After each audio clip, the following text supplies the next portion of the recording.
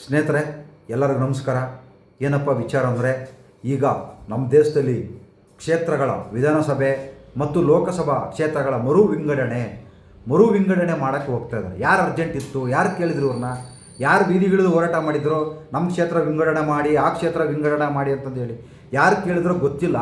ಆದರೆ ಇವರು ಈಗ ಬೇಕಾದಷ್ಟು ಕೆಲಸಗಳು ಇವೆ, ಅದನ್ನು ಮಾಡೋದು ಬಿಟ್ಬಿಟ್ಟು ಸರಿಯಾದ ರೀತಿಯಲ್ಲಿ ಸರ್ಕಾರಿ ಶಾಲೆಗಳಿಲ್ಲ, ರಸ್ತೆಗಳು ಇಲ್ಲ, ಆ ಟೋಲ್ಗಳಲ್ಲಿ ಹಗಲು ರಾತ್ರಿ ದರೋಡೆ ಮಾಡ್ತಾ ಇದ್ದಾರೆ.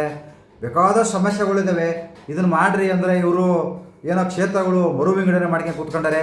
ಇರೋ ಕ್ಷೇತ್ರಗಳೇ ಸರಿಯಾಗಿಲ್ಲ, ಒಳ್ಳೆ ವಿಚಿತ್ರವಾಗಿದ್ದಾವೆ ಇರೋ ಕ್ಷೇತ್ರಗಳು.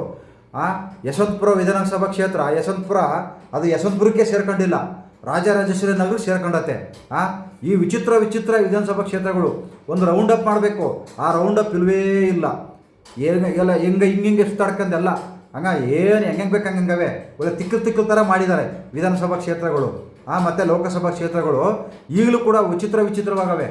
ಎಲ್ಲೆಲ್ಲಿ ಹೋಯ್ತಾರೋ, ಯಾರು ಸರಿಯಾಗಿ ಕ್ಷೇತ್ರಕ್ಕೆ ಬರಲ್ಲ ಅಂಥದ್ರಲ್ಲಿ ಇವರು ಮರು ವಿಂಗಡಣೆ ಮಾಡೋಕ್ಕೆ ಇವಾಗ ಅರ್ಜೆಂಟು ತರಾತುರಿಯಲ್ಲಿ ಕೂತ್ಕೊಂಡಿದ್ದಾರೆ. ಇವಾಗ ಇರೋವೇ ನೆಟ್ಟಿಗೆ ಮಾಡಿರಿ, ಆಮೇಲೆ ಬೇಕಾದ್ರೆ ನೀವು ಅದನ್ನು ಇನ್ನೂ ಸ್ವಲ್ಪ ಕ್ಷೇತ್ರ ವಿಂಗಡಣೆ ಮಾಡ್ಕೊವಂತ್ರಿ. ಇವಾಗ ಅದನ್ನು ಮಾಡೋದು ಅವಶ್ಯಕತೆ ಇಲ್ಲ. ಯಾವ ರೀತಿ ಅಂದರೆ, ನಮ್ಮ ಕರ್ನಾಟಕದಲ್ಲಿ 224 ವಿಧಾನಸಭಾ ಕ್ಷೇತ್ರಗಳಿವೆ. ಅದು ಮರು ವಿಂಗಡಣೆ ಮಾಡಿದರೆ 336 ಆಯ್ತವೆ. ಎಷ್ಟಾಯ್ತವೆ? 336 ಆಯ್ತವೆ. ಅದರಿಂದ ಅದು ಅವಶ್ಯಕತೆ ಇಲ್ಲ. ಯಾವುದೇ ಕಾರಣಕ್ಕೂ ಏನು ಮರು ವಿಂಗಡಣೆ ಮಾಡುವುದು ಈಗ ಅಂಥ ಅರ್ಜೆಂಟ್ ಇಲ್ಲ. ಆಮೇಲೆ ಲೋಕಸಭಾ ಕ್ಷೇತ್ರಗಳು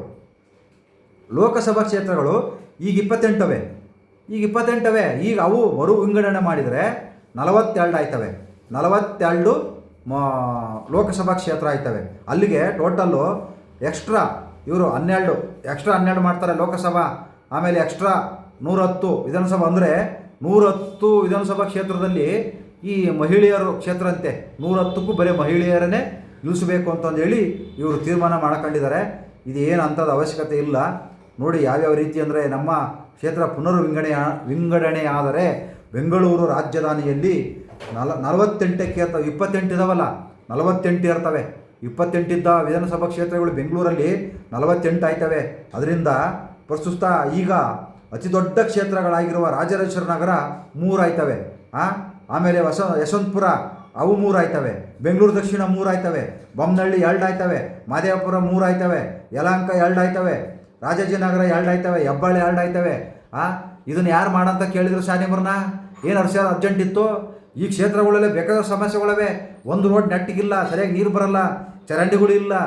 ನಿಮ್ಮ ಯಾರು ಕೇಳ್ಕೊಂಡಿದ್ರ ಸರ್ ಈ ಕ್ಷೇತ್ರ ಮರು ವಿಂಗಡಣೆ ಮಾಡಿ ಸರ್ ಅಂತಂದೇಳಿ ಕೈ ಕಡ್ಕೊಂಡು ಕೇಳ್ಕೊಂಡಿದ್ರು ಸರ್? ದಯವಿಟ್ಟು ಬೇಡ ಸರ್, ಬೇಕಾದಷ್ಟು ಸಮಸ್ಯೆಗಳಿವೆ ಈ ಕ್ಷೇತ್ರಗಳಲ್ಲಿ. ಅದರಿಂದ ದಯವಿಟ್ಟು ಏನು ಅವಶ್ಯಕತೆ ಇಲ್ಲ ಸರ್. ದಯವಿಟ್ಟು ನೀವು ಇರೋದಿರಲಿ, ಇವಾಗ ಅರ್ಜೆಂಟಾಗಿ ಏನು ಬೇಡ. ಸರಿಯಾಗಿ ರಸ್ತೆಗಳು ಮಾಡಿ, ಆಮೇಲೆ ಮತ್ತೆ ಎಷ್ಟೋ ಜನಕ್ಕೆ ಮಲ್ಕೊಳ್ಳೋಕ್ಕೆ, ಜೀವನ ಮಾಡೋಕ್ಕೆ ಮನೆಗಳಿಲ್ಲ, ವ್ಯವಸ್ಥೆ ಇಲ್ಲ. ದಯವಿಟ್ಟು ಇವ್ರು ಮಾಡ್ಕೊಳ್ಳಿ. ಆಮೇಲೆ ನೀವು ಕ್ಷೇತ್ರನ ಮರು ವಿಂಗಡಣೆ ಮಾಡ್ಕೊಂಡು ನಿಮ್ಮ ಅನುಕೂಲಕ್ಕೆ ತಕ್ಕನಾಗಿ ನೀವು ಮಾಡ್ಕೊಂಬಿಟ್ರೆ ಇನ್ನು ಬಡವರು ಎಲ್ಲಿ ಹೋಗ್ಬೇಕು? ಯಾವ ರೀತಿ ಜೀವನ ಮಾಡಬೇಕು? ಏನು ಬರೀ ಎಲೆಕ್ಷನ್ ಮಾಡ್ಕೊಂಡು ಕೂತ್ಕೋಬೇಕಾ? ಬರೀ ನಿಮ್ಮ ಅನುಕೂಲಕ್ಕೆ ಮಾಡ್ಕೊಂಡು ಕೂತ್ಕೋಬೇಕಾ? ಬೇರೆ ಕೆಲಸಗಳು ಆಗಂಗಿಲ್ಲ. ಹಂಗಾದ್ರೆ ಬರೀ ನಿಮ್ಮವೇ ಸಮಸ್ಯೆಗಳು.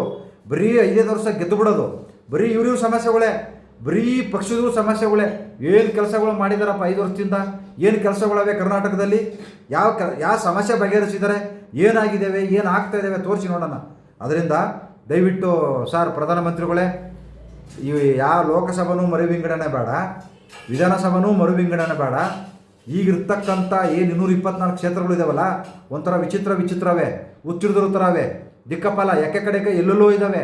ಅದರಿಂದ ಒಂದು ರೌಂಡ್ ಅಪ್ ಮಾಡಿ, ಒಂದು ಮ್ಯಾಪು, ಒಂದು ಕ್ಷೇತ್ರ ಹೆಂಗಿರ್ಬೇಕಂದ್ರೆ ಒಂದು ಮೊಟ್ಟೆ, ಒಂದು ಆಪಲ್ ಇದ್ದಂಗೆ ಇರಬೇಕು ರೌಂಡಾಗಿ. ಅದು ಬಿಟ್ಟು ಇವು ಆಪಲ್ ಇಲ್ಲ, ಈ ಕಡೆ ಗೆಣಸು ಇಲ್ಲ, ಈ ಕಡೆ ಆಲೂಗಡ್ಡೆನೂ ಇಲ್ಲ, ಅಗಲಕಾಯಿ ಥರನೂ ಇಲ್ಲ. ಇವು ವಿಚಿತ್ರ ಹುಣಸೆ ಮರ ಥರ ಇದ್ದಾವೆ, ಹೆಂಗೆ ಬೇಕು ಹಂಗೆ ಅರಳಿ ಮರ ಥರ ಅಳ್ಕೊಂಬಿಟ್ಟವೆ. ಅದರಿಂದ ಅದು ಬೇಡ.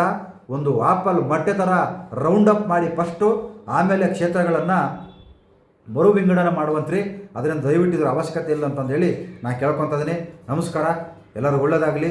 ಇದು ಇಷ್ಟ ಆದರೆ ಶೇರ್ ಮಾಡಿ, ನಿಮ್ಮ ಅನಿಸಿಕೆ ತಿಳಿಸಿ ಅಂತಂದೇಳಿ ನನ್ನ ಪ್ರೀತಿಯ ವೀಕ್ಷಕರಲ್ಲಿ ಕೇಳ್ಕೊತಾ ಇದ್ದೀನಿ. ನಮಸ್ಕಾರ. ಜೈ ಹಿಂದ್, ಜೈ ಕರ್ನಾಟಕ ಮಾತೆ.